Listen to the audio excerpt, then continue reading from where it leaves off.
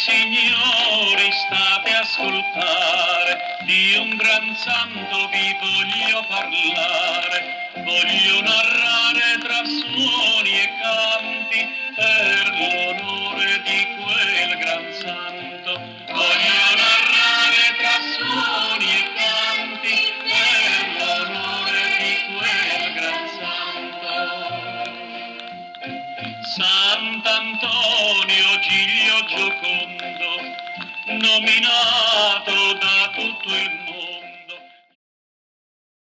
You know, in the early years of war, was not things were like tough. There was no work, you know what I mean? And, you know, people were going anywhere, from Argentina to England, America. You know, they used to make a little dollar, bring it back, kind of help out the family. For the working people, it was a struggle. You know, for the proprietari, come chiami? Property owners? Property owners, it was okay. Mm-hmm. But the working people, it was a struggle. Mm-hmm. This was one of the reasons they had to leave a town, they had to leave a country, they had to emigrate. A lot of them went to Boston, right? In my time, there was 50% at least was on Endicott Street. Was the Montefalcione street. They couldn't go home. They couldn't have the money to go home. They wanted to refresh, what they had in their hometown, and that's when they started it. They first started with masses, having a mass at St. Leonard's, and they would march from Prince Street to the church, and they used to meet outside on Sundays, and that's where they used to go. Every time after church, if you wanted any of the paisani, you just go down at Endicott Street to the club, and they were there, always out on the sidewalk. They created another small Montefalcione in the Endicott Street. It was a good Montefalcionesi, one after another. It was a real, I say, was a pleasure to live on in North End. The people was a friendly, was a care one another. You don't care who they was, but they watch one another. But a lot of the paisanis came back and they couldn't afford the dues, so they never joined. So these 35s got the charter up, and they made the charter up, and that's what started the feast. Then after they started work, and a lot of them came here and couldn't get jobs because of the language. In those days you all had to work. I was making $6 a week, and my brother Angelo was making $14 a week. My father was making, $27 a week at his regular job. And then he worked on the sidewalks selling meat because he was a butcher, and he sold the meat on Blackstone, and he worked from 7 in the morning till midnight, and I think he was getting $20 for the day. And it was tough. It was really tough in those days during the Depression. Yeah. But he never let us get in the bread line for free food. Never. We never had to. He'd talk to his mother, write to his mother, but the idea is she used to say, come. He'd say, no, I can't. I got too much responsibility here. He wouldn't leave us, the rest of us, you know what I mean? And he said, no, I got my family here. My name is Father Rick Martinetti, and my grandparents came from Montefalcione. I actually spent 9 years living in Rome, so during that time I had the opportunity to visit Montefalcione. I saw the Church of St. Anthony, where they were married in, I think it was 1917. And I'm in Boston, Massachusetts, my hometown. The North End is beautiful. We've had a devotion to St. Anthony since our grandparents came over from Italy. I'm part of the Order Friars Minor, commonly known as the Franciscans, a group of brothers that was started by St. Francis of Assisi. Just a few years after Francis started the order, there was this young man named Ferdinand who was an Augustinian canon, meaning that he was already a priest and a very educated one. And one day, young Ferdinand saw that the Franciscans went over to Morocco to preach the truths of the Catholic faith, and they were killed for that. 6 of them were martyred, and they processed with their remains. And when Fernando saw them, he instantly wanted to become a Franciscan. So he joined the Order of Friars Minor, and he took the name Anthony. And within a short time, he became one of our most popular saints.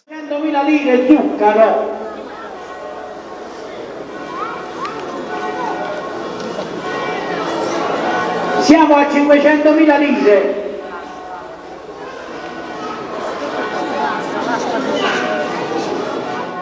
The bed was done even in the church or even outside the church when Sunday then he was to go for the procession. And it was something because you see people, maybe they are at work. There was a labor or what, they maybe for the $1,000 they pay for carry Sunday then he or the Asta can go that time 2,000-3,000 liters. The poor guy maybe you had to save all year long. So we have two asks. One is for the gold, and the other one is for the money.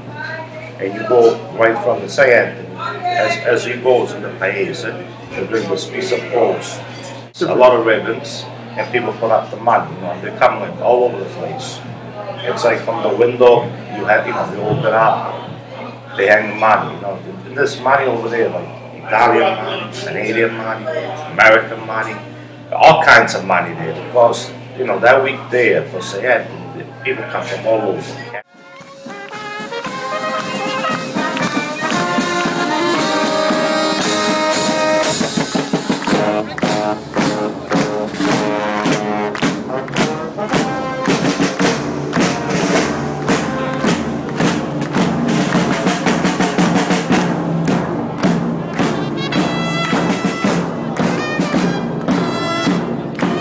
My name is Carmine Guarino, and both my parents were born in Montefalcione. They were born around the corner from each other in the section that's called I Lolli.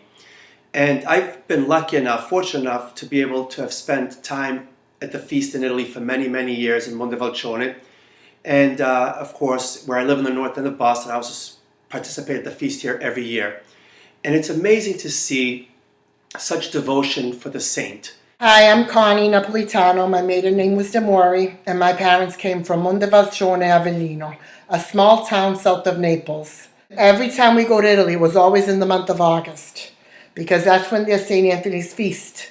And that's the end of the last weekend in August. It starts on Thursday and it ends Monday. So when I lived in the North End, there was a lot of Montefalcionesi, which is the town where we're from. That's what we're called. So my parents both have cousins from Montefalcione that lived in the North End. So you felt like you were in a small town in Italy, except you lived in the city. He had so many lights on Endicott Street. They had 13 arches, but in Endicott Street, those days, the Endicott Street used to go all the way to Hanover. So they used to have arches and lights all the way, but when you hit Cross Street all the way to Keeney, there were always special lights. You could always tell where St. Anthony's face was. And the best part of it was that there were stands everywhere. Landrina, with the nuts, the hazelnuts, and I'm saying to myself, now this is La Vesta, like everybody is. Going up, this is St. Anthony's over here. That's the church. When you go up over here, all these little doors here, who's making the tripe, who's got the homemade wine, who's making the polenta, who's making, as you go, this place is full of people.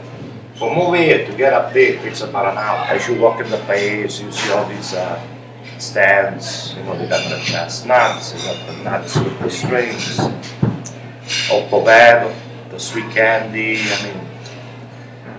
and go on and on, the musaccioli, the chocolate ones, it's a mouth from the cow, they boil whatever, they cut it, they put lemon, a little salt on it, when you see that, it's like a feast, it's like Christmas Eve. When we have Christmas Eve, you don't put the eels on the table. It's not Christmas Eve. Ma nel Christmas was not too long for us. How long was the Sunday feast, they see. The Sunday feast was the longest feast of the year for us. You had a vacation in the summer, but anything you was thinking about Sunday feast. Sunday feast was everything even know. For us, it was like a vacation. You know what I mean? It was a feast, but it was a vacation too.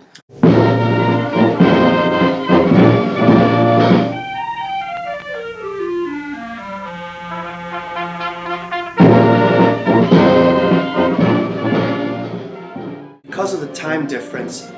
We take out St. Anthony at noon here because it's a much greater parade route. It takes us about 10 hours to do the parade route. In Montefalcione, they take out St. Anthony at 6 o'clock at night. And the interesting thing is that it's the same time. It's noon here, 6 there. So simultaneously, we're taking out the saint. And we're the first 4 hours of the procession, we're processing in unison through the streets of Boston and the streets of Montefalcione. St. Anthony here and St. Anthony in Montefalcione, they have a beautiful procession. And the saint is filled with gold in both towns, here in the North End and in Montefalcione. Whenever anyone's asked Anthony for his intercession and then received what they were asking for, a little object of gold to say, as if just a thank you, to say, I received the grace I was asking for through the intercession of Anthony. When I was young, in a small section of Montefalcione called I Lolli, every year a different family used to donate a little pig to St. Anthony. This pig would go house by house, and when the people saw the pig, they used to say, here he comes, Antonio, St. Anthony's pig. And everyone will feed him. In the summertime, he used to sleep outside in the shade. At the end of the day, he used to go back on the house to the original family and spend the night over there. And the next morning, he will go out and take the same road again. After about 1 year, they will sell the pig and donate the money to St. Anthony's feast. Like everything else, as everything has an end, even this tradition went away.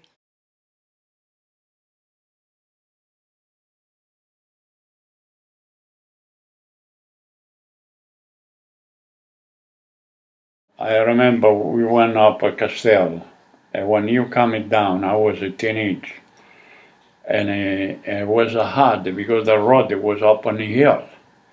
And at one time I ended up carrying a lot of weight. I hit my shoulder. No, I hit it for a while. Because when you know even, first you gotta put the same even the heights. If you don't match somebody carry and another guy no carry. I remember we was to go down on the hill. It wasn't even hit me to go to. Was too heavy. Something in Montefalcione was a really heavy statue. I don't know how much it was a weight, but it was a heavy statue. How did you feel when you carried it? Did you feel like it was an honor? No, I feel like, it's an honor you carry. You know, we take a part of the sun and then he.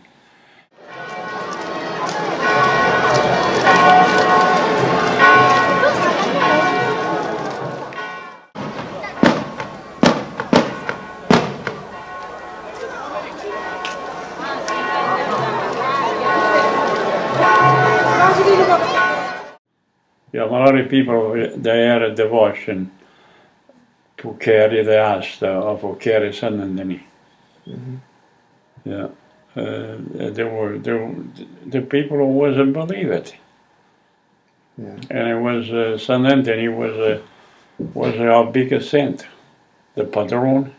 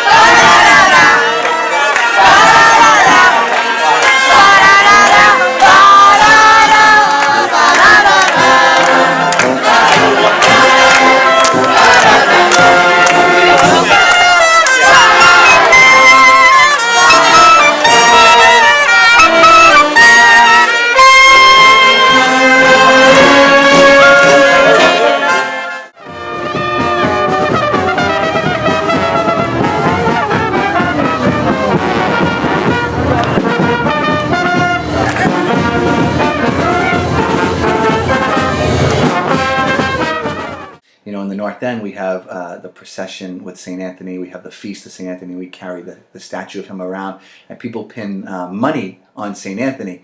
A lot of people don't know what that's all about, but that is supposed to be a continuation of this same thing. We are to have prayed to Anthony, asking his intercession, and if the grace is received, then the tribute comes second. Unfortunately, sometimes today we skip the prayer part, but that's the most important part, that asking his help, God has arranged it, that he will answer prayers through the intercession of his holy ones like Anthony. Another reason the feast is very important to me, here in Boston in Italy, my grandparents, both sets of grandparents were born in Montefalcione, but my paternal grandparents, and particularly my paternal grandmother Assunta, every year she had a big devotion to St. Anthony, and she was also part of the Franciscan order here in Boston for many years, for over 25 years. And over the years, even after many years that she lived in the United States, she continued to, raise some money to help continue the feast in Italy. And after she passed away in 1998, I continued to do a much smaller level collection for the feast in Italy in honor of both my grandparents. Well, here there's a huge procession, and a lot of people follow the saint through the streets of the North End. In Italy, there's a lot of people, hundreds of people, even from little kids to old ladies that can barely walk, that carry a candle for the saint. And that's another way to say thank you, St. Anthony, for watching over my family, or thank you, St. Anthony, for something you did. In the North End, you might get a handful of older ladies, Italian ladies doing that, while in Italy, you get hundreds and hundreds, young, old, little kids, everyone. You see the candles in Italy, you saw half as many here. And it would be from the daylight until they got back at night. No, the whole way, Yeah. And young and old, men, women, everybody, tutti scalzi. Because everybody would hang from their windows and take that on both sides of the roofs on Endicott Street and throw all the confetti off. I remember when we were kids, me and my brother, we used to dress like monks in the lily. And I'll tell you, we were exhausted. My mother says, coming out. Be raised in Montefalcione, educated in Montefalcione, where the town where we're going to remember for all our life. Because our town was in a small, lovely, friendly town. We knew what we was related. We was related, not related, a friend, compare, or we was all one family. It was rispetto di one another. Montefalcione era un paese della musica, il paese degli artigiani, il paese degli studenti.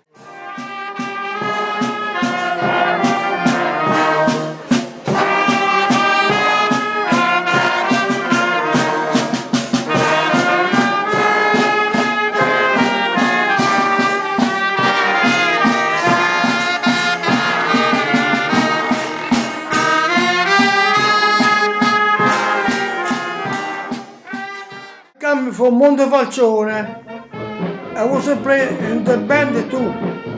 So I had three brothers, and my father, we played the Italian band over there. They call it Montefalcione. It was a big band, 65-piece band. Yeah. And so we did a lot of feasts over there.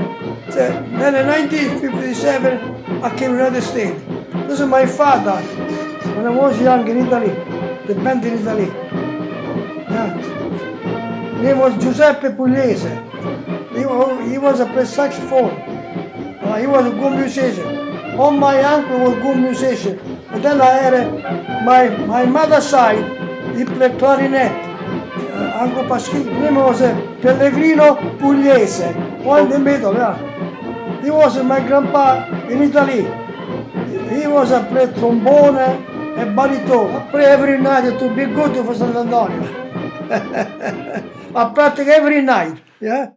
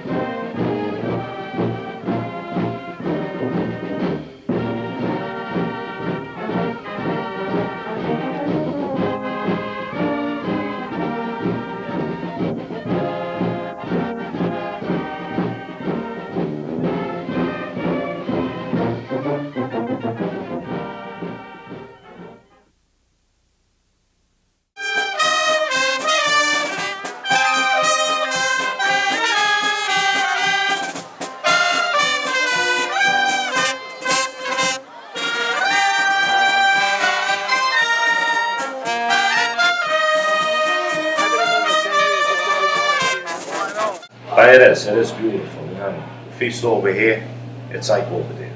You know, I'm back in Montefalcione, especially when I see all these people over here, and you know what I mean? You know, I'm feeling like I'm there. Oh fedele che vai a trovare quel gran santo e la grazia a cercare, porta la fede nel cuore al Signore ed ogni grazia quel santo farà. Porta la fede nel cuore al Signore. In 1980, there was a huge earthquake in Italy. But we were lucky in Montefalcione because the damage wasn't that bad. So although the earthquake didn't damage Montefalcione that much, some of the surrounding towns were not as lucky. And we really think it's St. Anthony. He may have saved Montefalcione from a lot more damage. Back in 1688 was the first time that the Montefalcionesi celebrated St. Anthony's feast. The reason they had a feast in his honor was because back then they had another huge earthquake and the town once again was saved. And at the time, they were praying to St. Anthony, and in order to show respect and honor, they started the feast. And then it was just a tradition that stayed all through these hundreds of years.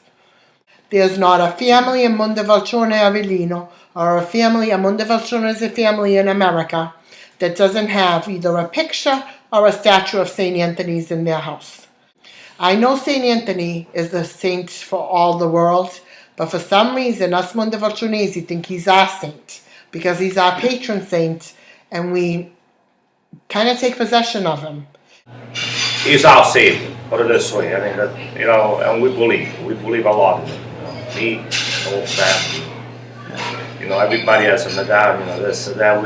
We all have a Saint Anthony medallion. It looks like he's looking over us. When Anthony was still alive, there were a lot of healings attributed to his prayers and his intercession. And then after he died, it continued. People would invoke his name for sick children or sick members of the family, and they would receive healings from God through the prayers of Anthony. So he became kind of known as a wonder worker, and I think it's why people today still call upon him so easily. The other thing he's famous for is finding lost objects, and that can be, you know, people have prayed for as simple as, you know, I lost my umbrella. St. Anthony, give me a help me, guide me, and that's a real thing. But I think a deeper thing is he can help us find lost faith, lost joy, lost hope, lost peace.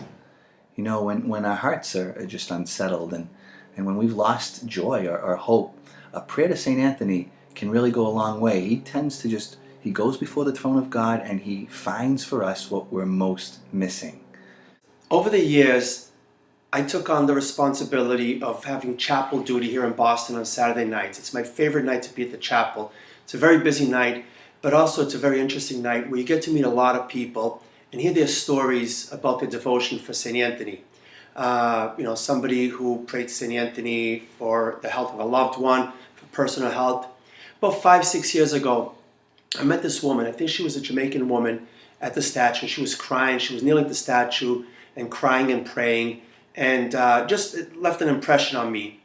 The year after, the same woman came to the statue and she said, "Do you remember me? I was here last year." I said, "Yeah, I kind of remember you were crying."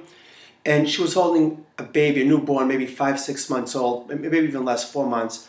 And she said, "Well, when I came here last year, the doctors had given up all hope of me ever being able to conceive a child, to have a child. And the reason I had come here is to pray to St. Anthony that I could have a baby." And she brought the baby with her at the statue. And every year now she comes to give homage to Saint. In fact, this past summer, she was there with her daughter, which I think was 5 or 6 years old right now.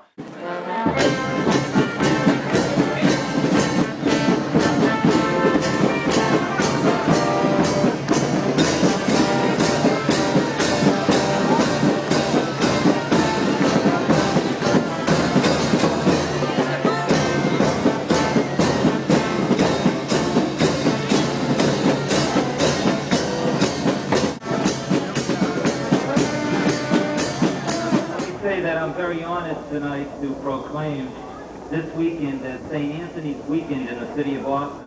And whereas St. Anthony's Feast is the largest religious festival in the United States and one of the most popular attractions in Boston, And whereas St. Anthony, the saint of miracles, illness, and special deeds, is the patron saint of Padova, Italy, which is the sister city to Boston, and urge all my fellow Bostonians to join me in celebrating this festival by renaming Endicott Street in honor of St. Anthony.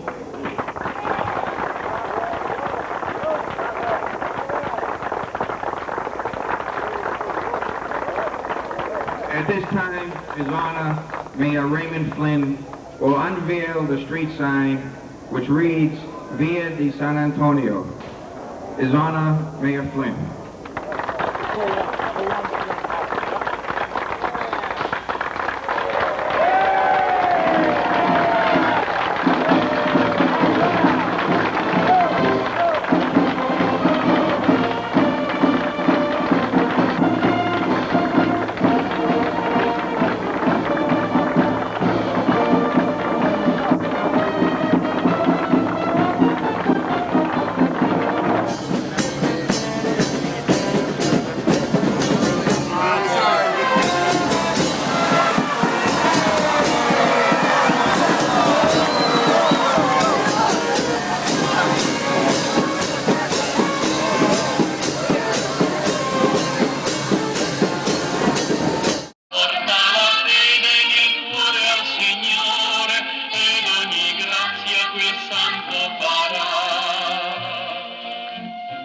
Poverello dei poveretti, tu che sei accanto a Gesù, porta al Signore la nostra parola, prega al Signore.